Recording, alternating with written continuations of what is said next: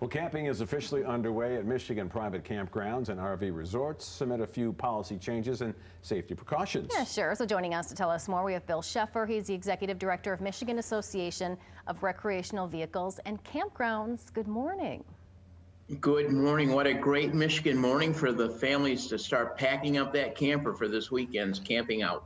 Yeah, it sounds about right. So let's talk about maybe some of the things that are in place as folks begin to head to their destinations, Bill. We've had the privately owned campgrounds open for a couple of weeks now. And then beginning next Monday, the state parks will be open for those who want to go camping at the state parks. So we're in full season now, in full bloom, but we're also taking the precautions that have been recommended to us by the governor and by the national COVID people to make sure that we are safe when we go camping. Folks can't wait to get out into the wilderness. What are some things that they can expect, this year because of what's all going on?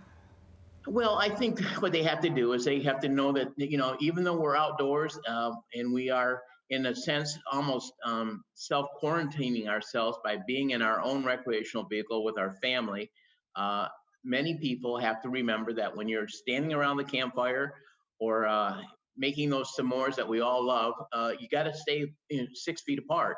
And so that's going to be a real issue for some people, but for others it may not be. So we're just anticipating that people will remain safe because they've waited so long to be able to go out and do this. Bill, has anything changed as far as where you park, where you're bringing your RV, anything like that? Many of the campground owners have made some different arrangements for their campground. I know there's some that where they have relatively tight camping spaces. They've allowed for a space in between two campers. The tent campers is another story, and they have to be, very vigilant about where they're setting up their tents and when they're using the public restrooms. I know our campground owners are they've come and put in a great plan to keep those bathrooms clean and disinfected. And so there's some things that have been put in place already. And many of our campground owners did this back in April.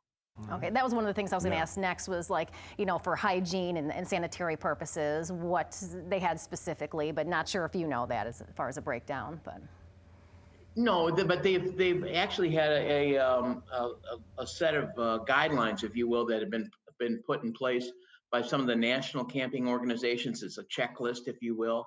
And I know many of our members have used that same checklist to provide their employees with the right procedures and process to keep their campgrounds clean and sanitized.